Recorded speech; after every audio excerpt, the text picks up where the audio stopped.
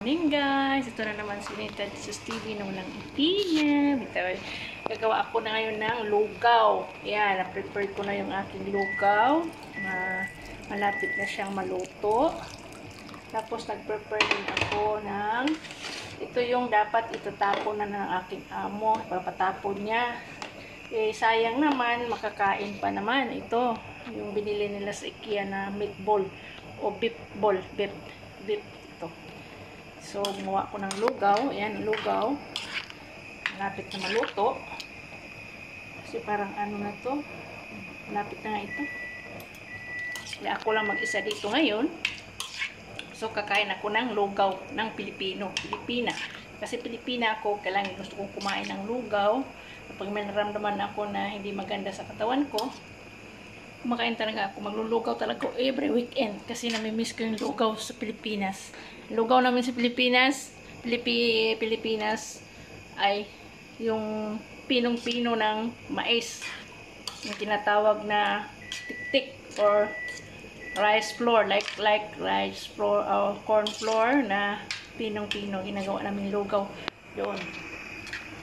May mga naramdaman yung mga bata, kahit yung mga matanda, naglulugaw talaga kami para yun ang maging pampalakas ng katawan.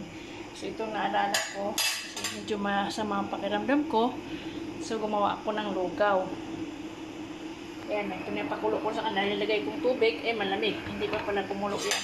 So ito yung ilalagay ko sa ibabaw. Pagpakulo ng aking lugaw ngayon, kumukulo na yan, medyo lutong-luto na siya, so ilalagay ko to yung beef ball.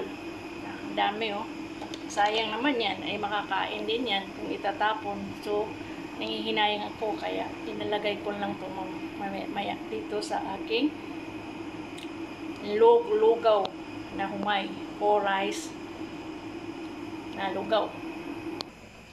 So ito na yung aking lugaw, ay kumukulo na siya, paluto na yung rice. So ito ilalagay ko naman pa isa-isa yung beef ball para matuto yan sa maluto at para makain na rin.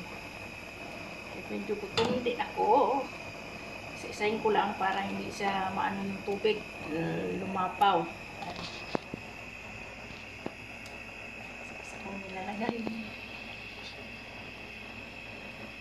Bilang magluto kahit mag-isa lang sa bahay.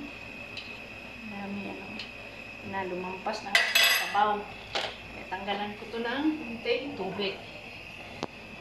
Aking lugaw. Kasi madaming tubig, lalagyan ko pa siya ng meatball.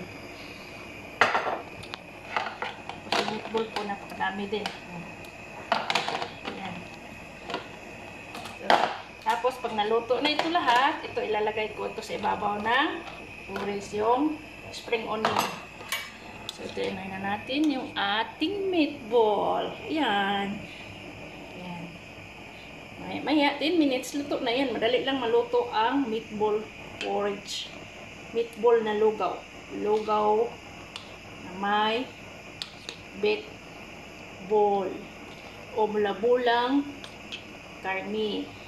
Yan. Yan siya. So, thank you for watching. God bless. Ito na po yung luto ko.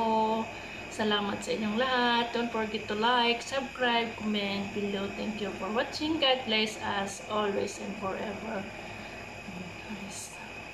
Mega shout out to all my subscribers and my viewers. Thank you very much for your watching always in my video. This is Nita, Jesus TV.